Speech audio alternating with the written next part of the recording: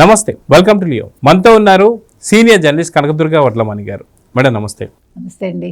వెంకటరెడ్డి, కారుమూరి వెంకటరెడ్డి గతంలో కూడా కొన్ని కేసుల్లో జైలుకు కూడా వెళ్ళొచ్చినతని సంగతి తెలిసిందే. ఓ పక్కనే ఇతను నేను వైసీపీ పార్టీకి సంబంధించి అధికార ప్రతినిధి అని చెప్పి అంటూ ఉంటే, మరొకరు వచ్చేసి అదే పార్టీకి సంబంధించి అసలు వాడికి ఆ అధికార ప్రతినిధి కాదు, పార్టీకి సంబంధం లేదని చెప్పేసి బోరుగడ్డ అనిల్ కుమార్ చాలా స్ట్రాంగ్ వార్నింగ్ ఇచ్చి. సో బోరుగడ్డ అనిల్ కుమార్ ఎవరు అంటే బూతులకు సంబంధించినటువంటి ఒక క్యాండిడేట్, మీ అందరికి తెలిసిందే. జగన్మోహన్ రెడ్డి గారికి వాదించినటువంటి న్యాయవాదులే తనకు కూడా వాదించి బయటికి తీసుకొచ్చారని చెప్పి చాలా స్పష్టంగా చెప్తున్నాడు. సో ఇలాంటి తరుణంలో కారుమూరి వెంకటరెడ్డి వచ్చేసి గరికపాటి గారు చేసిన మొన్న వ్యాఖ్యలు ఏవైతే ఉంటాయో, కోడిగుడ్డుకు సంబంధించి గతంలోనూ ఇప్పుడు ఎక్కువ శాతం పిల్లలు కావచ్చు వీళ్ళందరినీ ఇలాంటివి ముందు విద్యతోని అదేవిధంగా మోరల్ వాల్యూస్తోని మన పిల్లల్ని ఆకట్టుకోవాలని చెప్పి చెప్పాల్సినటువంటి దాని మీద ఆయన ఏదో ఒక మాట మాట్లాడినందుకు సకల శాఖల విధ్వంస మంత్రి, నా దుడ్లు నా ఇష్టం మంత్రి ఎవరు నారా లోకేష్ గారు. ఆయన ఏమంటాడు, 99 పైసలు నా ఇష్టం అండి, ఎవరికి కావాలంటే ఎంత కావాలంటే ఇచ్చుకుంటా అంటున్నాడు భూములు. ఇలా తాత ఏమన్నా ఖర్జూరం నాయుడు సంపాదించిన డబ్బులు, లేదంటే ఇలా నాన్న ఏమన్నా చంద్రబాబు నాయుడు సంపాదించిన డబ్బులు ఇస్తున్నాడా? రాష్ట్ర ఖజానా 99 పైసలు నా ఇష్టం అండి, నేను లుల్లు గాడికి ఇచ్చుకుంటా, ఉర్ఫా గాలికి ఇచ్చుకుంటా, ఉర్సా గాలికి ఇచ్చుకుంటా, మీకేంది అంటున్నాడు. దీన్ని ఏమంటారు? దీనికి గరికపాటికి ఆయన బలుపు మాటలకి ఈయన అహంకారం మాటలకి రెండుకి డిఫరెన్స్ ఏం లేదు కదా. ఇప్పుడు వచ్చేసి బలుపు అని చెప్పి మాట్లాడుతుంది. నిజంగా గరికపాటి గారికి బలుపు అంటున్నటువంటి ఒక కారుమూరి వెంకటరెడ్డిని ఏం చేయాలి? అదేవిధంగా లోకేష్ గారిని కూడా బలుపు అని మాట్లాడుతూనే తనకి అహంకారం కూడా అని చెప్పి మాట్లాడుతుంది. ఎలా చూడాలంటారు? మీరు సప్త సముద్రాల అవతలున్న తీసుకొచ్చి మీ సంగతి తేలుస్తామన్నారు కదా.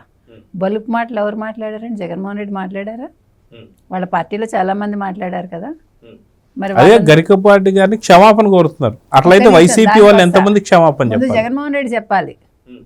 ఇవాళ తండ్రి ఫోటో వేయలేదు కదా. 18 సంవత్సరాలు పూర్తయి సాక్షి ఒక యాడ్ ఇచ్చుకుని తండ్రి ఫోటో వేయనందుకు మరి క్షమాపణ ముందు చెప్పాలి. తర్వాత చెల్లెలు ఇంట్లోంచి తరివేసినందుకు చెప్పాలి, ఆస్తి ఇవ్వనందుకు. తల్లిని పంపించేసినందుకు, తల్లిని గౌరవాధ్యక్షురాలుగా తీసేసినందుకు కూడా చెప్పాలి.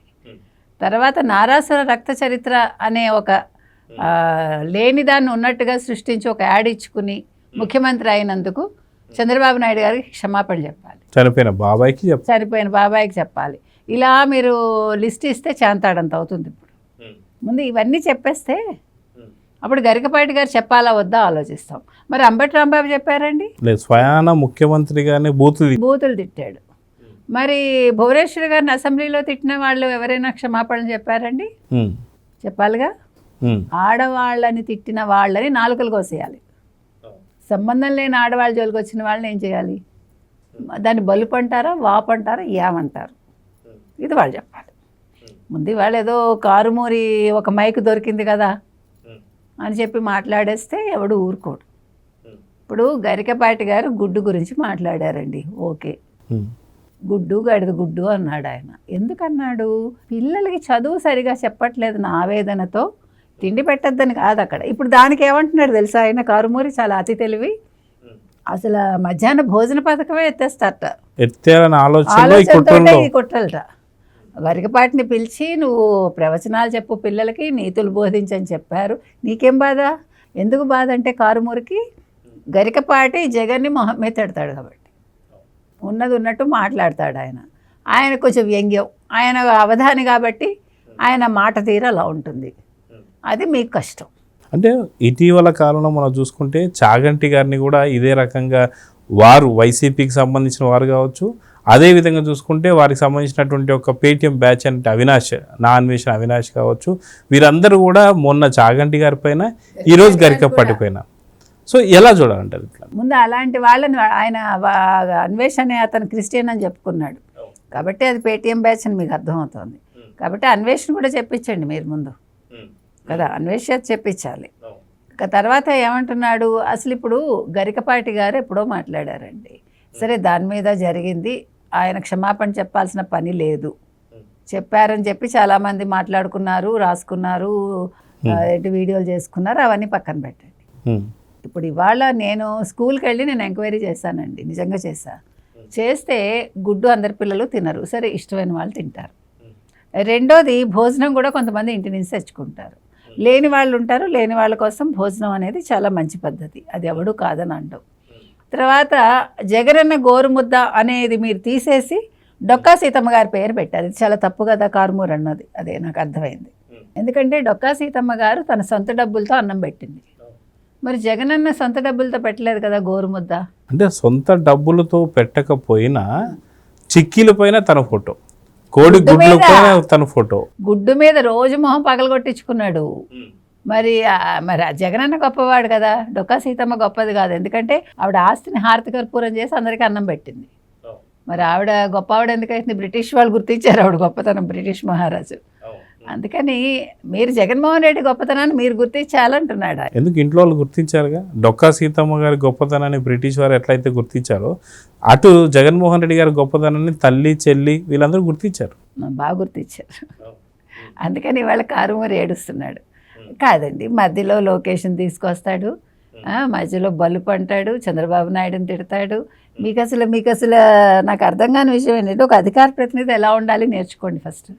What you have to talk, how to talk అనేది నేర్చుకోండి ఫస్ట్. నువ్వు మాట్లాడుతుంటే వినాలని ఉండాలి, నేను కొట్టాలని ఉండకూడదు. అర్థమైందా? అంటే మీ మాట అనేది మీరు ఎవరిని రిప్రజెంట్ చేస్తున్నారు? ఒక పార్టీని రిప్రజెంట్ చేస్తున్నారు. సో పార్టీ విలువలు విశ్వసనీయత అనేది మీలో ప్రతిబింబించాలి.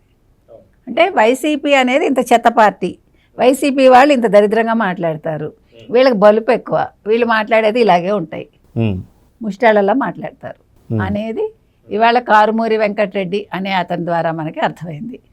మళ్ళీ వాళ్ళని వాళ్ళే కాంట్రడిక్ట్ చేసుకుంటారు. వాళ్ళే ఈ కారుమూరి అనేవాడు మాకు సంబంధం లేదు, అసలు మా పార్టీ అధికార ప్రతినిధి కాదు అని బోరుగడ్డ అంటాడు. బోరుగడ్డతో మాకు సంబంధం లేదు, బోరుగడ్డ వేరేవాడని వాళ్ళు అంటారు. కాబట్టి ఇందులో అసలు ఇప్పుడు జగన్మోహన్ రెడ్డి ఇవ్వాల్సిన వివరణ ఏంటంటేనండి, అసలు వైసీపీ పార్టీ ఉందా లేదా ఫస్ట్. వైసీపీ పార్టీ ఉంటే వైసీపీ పార్టీకి చెందిన వాళ్ళు ఎవరు, అసలు వైసీపీ పార్టీ ఎవరు పెట్టారు, నిజంగా ఆయనే పెట్టాడా? ఎందుకంటే సాక్షి పేపర్ ఆయన పెట్టలేదు కానీ ఇవాళ ఆయన ఫోటో వేసుకున్నాడు. అదిగాక ఇదే ఇంటర్వ్యూలో వచ్చేసి కారుమూరి వెంకటరెడ్డి చంద్రబాబు నాయుడు గురించి మాట్లాడమని చెప్పేసి అడిగితే లేదు ఆ వ్యక్తి ఏమంటారనమాట, సొంత పిల్లనిచ్చిన మావకే వెన్నుపోటు పొడిచి పార్టీలు లాక్కున్నాడు అని చెప్పి మాట్లాడుతున్నాడు. సో ఇది తీసి పక్కన పెడితే అటు జగన్మోహన్ రెడ్డి నా పార్టీ లాక్కున్నాడు, నా దమ్ముంటే నిజంగా మగాడైతే మూది మీద మీసం ఉంటే నా పార్టీని నాకు ఇచ్చే అని చెప్పి శివకుమార్ అడుగుతున్నప్పుడు ఎందుకు ఇవ్వలేకపోతున్నాడు? దీనికి సమాధానం ఏం చెప్తాడు? అంటే మీరు లాస్ట్లో ఒక పదం అన్నారు, అది లేదేమో నాకు తెలీదు. సరే అది పక్కన పెడితే ముందు నేను ఇది వివరణ ఇవ్వాలి. ఏది చంద్రబాబు నాయుడు గారు వెన్నుపోటు అనే పదాన్ని నేను ఖండిస్తున్నా. ఎందుకంటే ఆయన ఏ రోజు వెన్నుపోటు పొడవల. లక్ష్మీ పార్వతి వెన్నుపోటు పొడిచి ఎన్టీ రామారావు గారికి ముఖ్యమంత్రి పీఠాన్ని అధిరోహించాలనుకుంది ఆవిడ. పార్టీ పగ్గాలు చేతిలోకి తీసుకోవాలనుకుంది. ఈలోగా వైజాగ్లో గైనిక్ టెస్టులు చేయించుకుంది ఆవిడ. ఈలోగా ఒక చక్రవర్తిని కనాలనుకుంది ఎన్టీ రామారావు గారి ద్వారా. అసలు ఆవిడ ఎంట్రీనే ఒక కుతంత్రం లాగా ఉంటుంది మనకి. అసలు ఆవిడ ఇంట్రడ్యూస్ చేసిన వ్యక్తి ఎవరో మనకు తెలుసు. ఆయన జీవితకాలం బాధపడ్డాడు ఇంట్రడ్యూస్ చేసినందుకు ఎన్టీ రామారావు గారికి లక్ష్మీ పార్వతిని. కానీ విధి అంటారు చూడండి, ఆ విధి అన్నమాట. కానీ ఇక్కడ వీళ్ళు సిగ్గుపడాల్సిన అంశం ఏంటంటే వైసీపీ వాళ్ళు ఎన్టీ రామారావు గారిని, అంటే అసలు ఆ పార్టీని నచ్చని వ్యక్తులు ఆ పార్టీకి సంబంధించిన ఆ వ్యక్తి యొక్క భార్యగా చెప్పుకునే లక్ష్మీ పార్వతిని వాళ్ళ పార్టీలోకి తీసుకోవడం. వాళ్ళకి సిగ్గులేదు, ఈవిడికి సిగ్గులేదు. ఈవిడ ఇక్కడ చూడండి, ఇప్పుడు నేను అది మనస్పర్ధలన్నీ కూడా ఒకటైతే అదే ఒకటి రెండు, అక్కడ ఎన్టీఆర్ గారికి వెన్నుపోటు పడిచింది లక్ష్మీ పార్వతి, తెలుగుదేశం పార్టీకి వెన్నుపోటు పడిచింది లక్ష్మీ పార్వతి. నేను అది మీకు చెప్పొస్తున్నా. వెన్నుపోటు పొడిచి ఆవిడ మళ్ళీ ఒక పార్టీ పెట్టుకుని లక్ష్మీ పార్వతి పేరుతోటి ఆ పార్టీని మళ్ళీ వైసీపీలో విలీనం చేసి దానికి డబ్బులు పుచ్చుకుని ఇప్పుడు మరి నెల నెల ఎంత ఇస్తున్నాడో స్టైపండ్ నాకు తెలియదు ఆవిడకి. మొత్తానికి స్టైపండ్ పుచ్చుకుని ఆవిడ డ్యూటీ ఆవిడ చేస్తుంది. కాబట్టి కారుమూరి వెంకటరెడ్డి లాంటి వాళ్ళు మాట్లాడే ముందు ఒక్క నిమిషం ఆలోచించుకోవాలి వాట్ హీస్ టాకింగ్ అనేది. అందుకే చెప్తున్నా, ఇలాంటి అడ్వైన వాళ్ళని పెట్టుకుంటే పార్టీ ఉంటుందా అసలు 2029 నాటికి నాకు తెలియదు. సో చూద్దామని ఖచ్చితంగా కారుమూరి వెంకటరెడ్డి చేస్తున్నటువంటి వ్యాఖ్యలు మాత్రం తీవ్ర దువారాన్ని లేపుతుంది. ఎందుకంటే అటు గరికపాటి గారిని సొల్లు అని చెప్పేసి కావచ్చు, లేదా బలుపు అని చెప్పి కావచ్చు, లేదా రారా లోకేష్ గారికి బలుపుతో పాటు అహంకారం అని చెప్పేసి అనడం కావచ్చు. నిజంగా ఇలాంటి వ్యాఖ్యలన్నీ కూడా వెనక్కి తీసుకోని చెప్పి వాళ్ళకి బలుపు ఎక్కువైంది కాబట్టి పనికి మాలిన మాటలు మాట్లాడారు. ఖచ్చితంగా కారుమూరి వెంకటరెడ్డికి క్షమాపణ చెప్పాలని చెప్పి ఆంధ్ర ప్రజలు చాలా మంది కోరుతున్నారు. సో చూద్దాం జరగబోతుంది. నమస్తే. Please subscribe to Leo News for more videos.